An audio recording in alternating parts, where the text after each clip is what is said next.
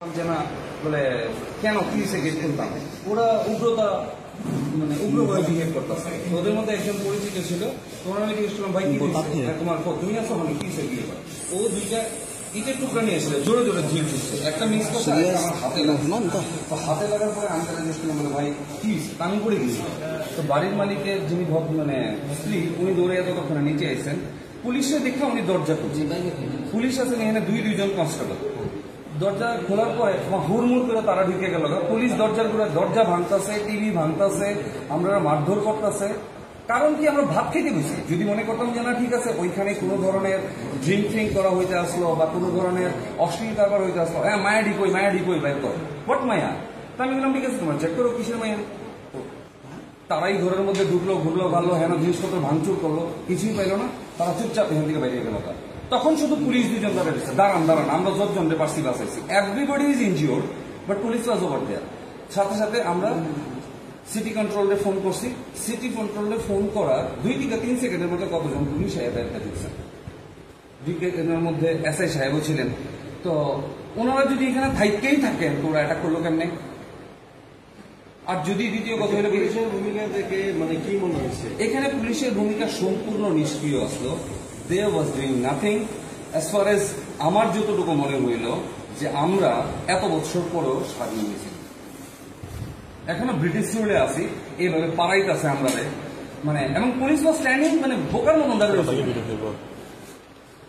আমি আমার সব থেকে বড় ঘটনাটা কি আগে দেখেন, প্রথম কথা হইল গিয়া যিনি বাড়ির মালিক উনি একজন টিচার, ওনার নাম সমীরণ কর্মকার, আর 2 বছর বাকি রয়েছে ওনার রিটায়ারমেন্টের। এই যে ওনার স্ত্রী 45 বছর বয়সের একজন মহিলা। হ্যাঁ, সমীরণ কর্মকারের ভীষণ না, ওনার স্ত্রীরে মারধর করছে না, ওনার মেয়েরাও মারধর করছে না, বা হয়তো বা করছে কিনা আমরা তো তখন এই সাইডে আমরা নিজের জান বাঁচাইতেছি, আমরা কেমনে দেখুন শুধু এইটুকু দেখলাম দরজাটা। হ্যাঁ, সমীরণ কর্মকারের ভীষণ মারধর করছে, সমীরণ কর্মকারের মারধর করছে। কারণ কি? আরে ভাই কেড়ে মারতেছো, কি ব্যাপার কোন না শোনা, হ্যাঁ কথা বউ দাঁড়াও কি হয়েছে, মাইরো না দাঁড়াও না। তারা জাস্ট ঢুকলো, ঝটিকা সফরে মারধর করলো, অ্যান্ড ওদের মধ্যে একজন ওনার পাশের বাড়ি।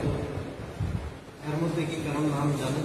একজনের ডাক নাম আমি কইতে পারি, বাট ওনার মানে ভালো নাম কি আমি জানি না। ওনার পাশের বাড়ি, ছেলেটার নাম আমরা সানি ডাকি, বাট কোনোদিনই ছোট ভাইয়ের থেকে বড় মানে উগ্রভাবে তারা কোনোদিন আমরা দেখছি না।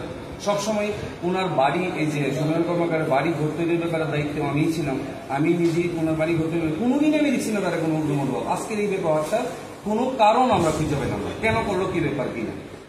এটা কি এই কারণে কোনো ধরনের পলিটিক্যাল ইস্যু নাকি আমরা কিছু জানি? কারণ পাড়ার কোনো বড় রাতে বা মুরব্বীরা এখানে আমরা দেখছি না, সব ছেলে ছোকরারা এখানে ঢুকলো, ঘরের মধ্যে তুমুল মারধর করলো, ভাঙচুর করলো, তুমুল। কোনো পলিটিক্যাল চক্র থাকলে মানে কাজের দিকে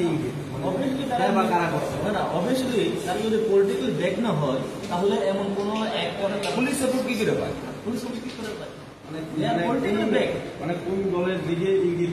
অবভিয়াসলি পলিটিক্যাল ব্যাক মানে তোমার রাজ্যের মধ্যে যে সরকার আছেন তাদের তো পলিটিক্যাল ব্যাক করবো, অপোজিশন তো পলিটিক্যাল ব্যাক করে তারা তো সাহস যোগাইতে পারবে না, যারা রুলিং আছে তারাই করবে।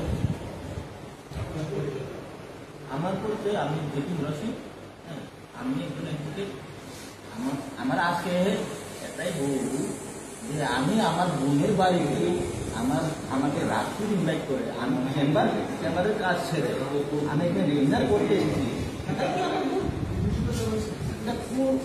আমরা রাজ্যে কোন সময় আমার কথা দাও, যদি কোনো প্রবলেম থাকে তো পুলিশকে জানানো যেত। ওরা ওদের দিকে আরেকজন আমরা এখানে আমরা আহত